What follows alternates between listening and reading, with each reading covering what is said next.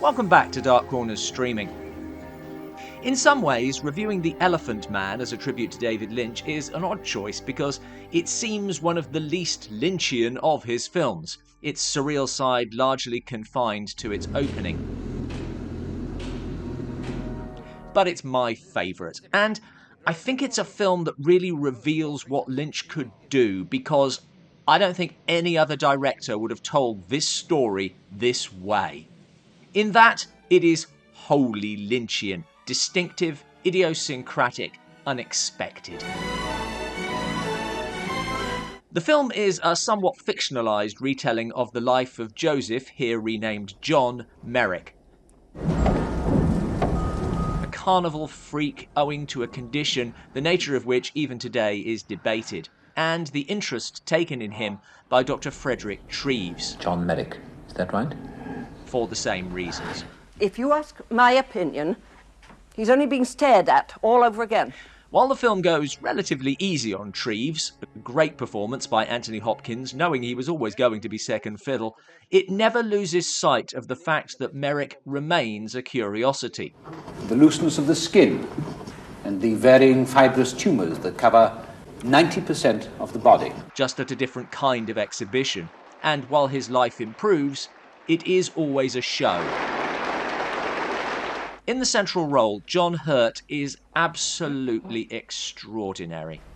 Hello, my name is John Merrick. It's easy to get caught up in Christopher Tucker's remarkable makeup based on casts of Merrick's body. But it's the man within who gives power to what seems like the smallest of moments. Yes. Even his movements evolve as the film progresses. From early anxiety and fear, becoming more self-assured. The two leads are supported by a fine cast, including a young Dexter Fletcher, future director of Rocketman and Eddie the Eagle. And mention has to be made of cinematographer Freddie Francis, sometime horror director, again proving himself, as he had in The Innocents, the master of black and white cinematography. What Lynch, I think, brings to this film, a film that could have been a sentimental, moralising period drama, is the decision to shoot it like a horror film. With its demonising of the mob and questions about who the real monster is,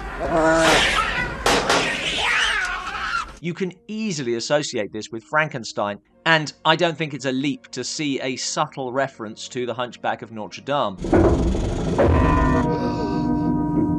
It's a decision that could have lowered the film into exploitation, placing us uncomfortably with the paying voyeurs of Merrick's time, but instead it makes the film an exploration of what we mean by horror. And one that cuts both ways. Am I a good man? Or am I a bad man? It's a tremendously moving film, but although it is affecting and cathartic to watch the sometimes slow progression of how other people view Merrick, can you imagine the kind of life he must have had? Its real power, its real story, is the evolution of how he sees himself. Perhaps the greatest horror perpetrated on Merrick is that he no longer sees himself as human, and the film charts his reclaiming of his humanity, culminating in its most famous moment. I am not an animal! I am a human being! Produced by Mel Brooks, who insisted his name be kept out of the credits in case people thought it was a comedy, the film racked up 8 Oscar nominations, winning none, which in hindsight seems prescient of Lynch's career as an outsider looking in through distorted glass. This was perhaps the closest he got to the mainstream, but if it is a mainstream movie, then it's still a David Lynch one, the product of a fiercely individual mind in an industry that has sadly few of those.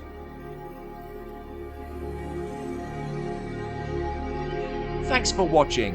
What are your favourite films by the great David Lynch? Please let us know in the comments below.